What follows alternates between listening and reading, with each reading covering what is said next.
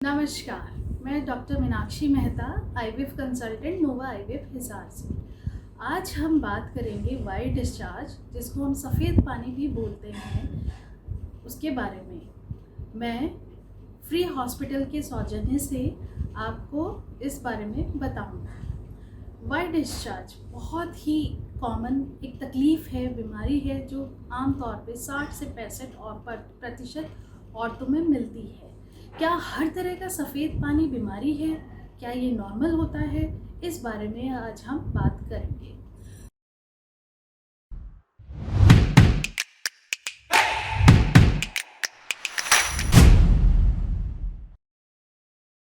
नमस्कार, मैं doctor Meenakshi Mehta, IVF consultant, Nova IVF Hisar से।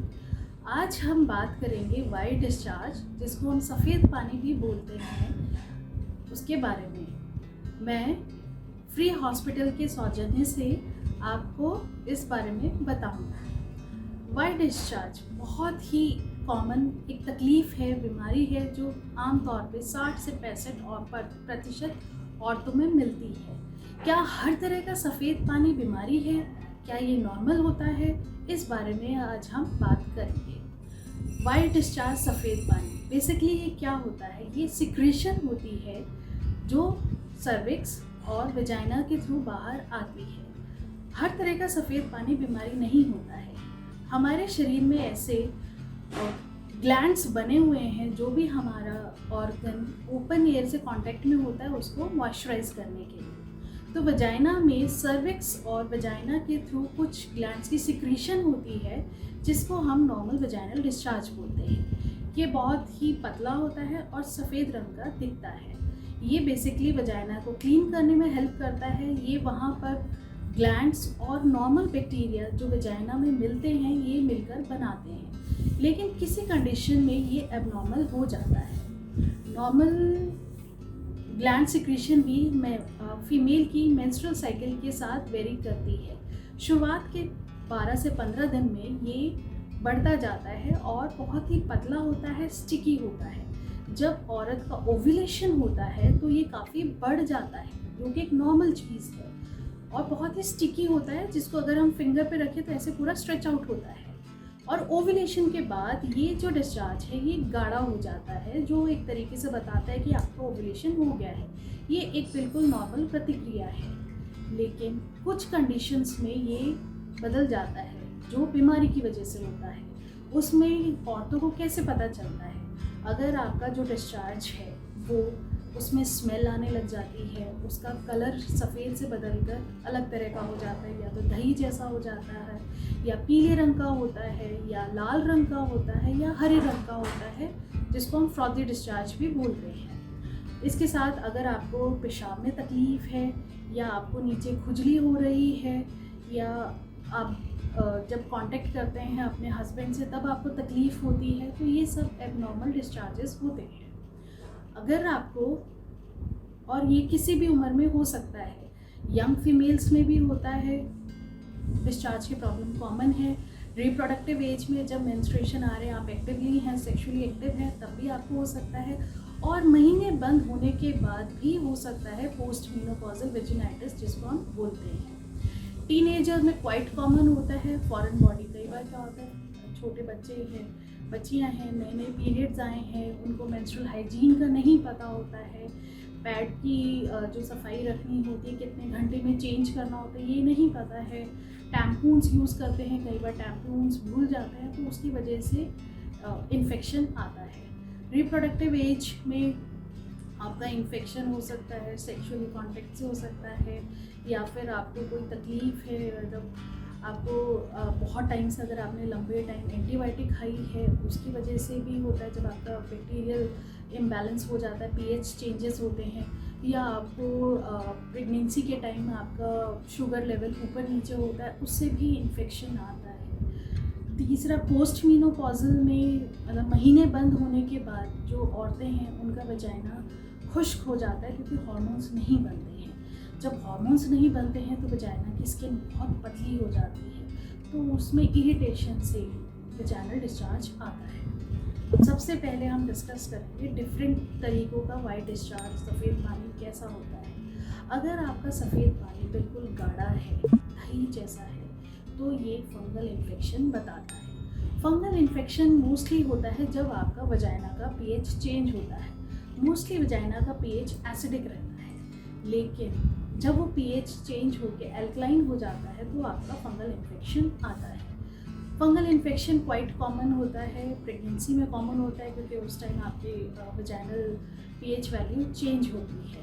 दूसरा, अगर पेशेंट को डायबिटीज़ होती है उसमें भी बहुत कॉमन होता है फंगल इन्फेक्शन। तीसरा, अगर आपने बहुत लंबा एंटीबायोटिक यूज़ किया है तब भी कॉमन होता है, या कुछ फीमेल्स अगर लंबे टाइम से कॉन्ट्रासेप्टिव पिल्स ले रही हैं उसमें भी वजाइनल चेंजेस होते हैं, तब भी आपको इन्फेक्शन हो सकता है। फंगल इन्फेक्शन में सबसे इम्पॉर्टेंट होता है आप, और उसमें दही जैसा डिस्चार्ज और साथ में इचिंग होती है काफ़ी। आप डॉक्टर के पास जाएंगे, वो देखते हैं, आपका शुगर का टेस्ट कराते हैं, बाकी चीज़ें एग्जामिन करते हैं और अकॉर्डिंगली आपको ट्रीटमेंट देते हैं। दूसरा डिस्चार्ज होता है जिसमें आपका फ्रॉदी डिस्चार्ज होता है, मतलब झाग जैसा आता है, जिसको हम ट्राइकोमोनियल इन्फेक्शन में बोलते हैं। ये मोस्ट कॉमन एसटीडी इन्फेक्शन है जो पार्टनर के कांटेक्ट से होता है। इसमें पेशेंट को इचिंग होती है और फ्रोजी डिस्चार्ज रहता है, तो उसका अकॉर्डिंगली इसमें पार्टनर और दोनों का ट्रीटमेंट करना ज़रूरी होता है। तीसरा होता है आपका फ़िश ऑर्डर वाला डिस्चार्ज, ग्रीनिश कलर का फिशी ऑर्डर, जो बैक्टीरियल वेजिनोसिस हम जिसको बोलते हैं, उसमें भी ये मोस्टली सारे एसटीडी डिजीज़ है, तो इसमें पार्टनर की भी साथ में ट्रीटमेंट करना ज़रूरी होता है। तीसरा होता है कई बार रिटेन पेंटाफ्लून्स की वजह से या कॉपर टी की वजह से डिस्चार्ज हो रहा है, काफ़ी टाइम से पड़ी है, उसमें इन्फेक्शन हो गया है, वहाँ पे भी डिस्चार्ज होता है। इन सब में पूरा अच्छे से ट्रीटमेंट करते हैं, अकॉर्डिंगली आपके डॉक्टर आपका एग्जामिन करेंगे और ट्रीटमेंट देंगे।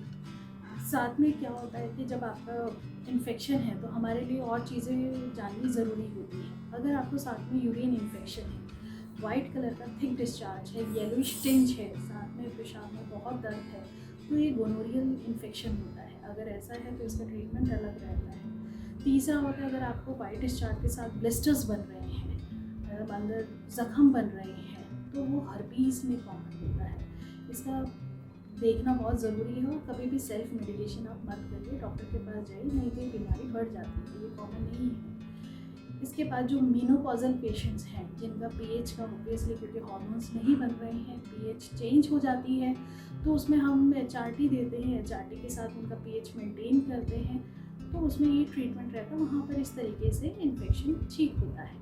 अब हमने जाना वाइट डिस्चार्ज कितने तरीका है और इसके क्या कारण हैं। अब हम बात करते हैं इससे कैसे बचा जा सकता है।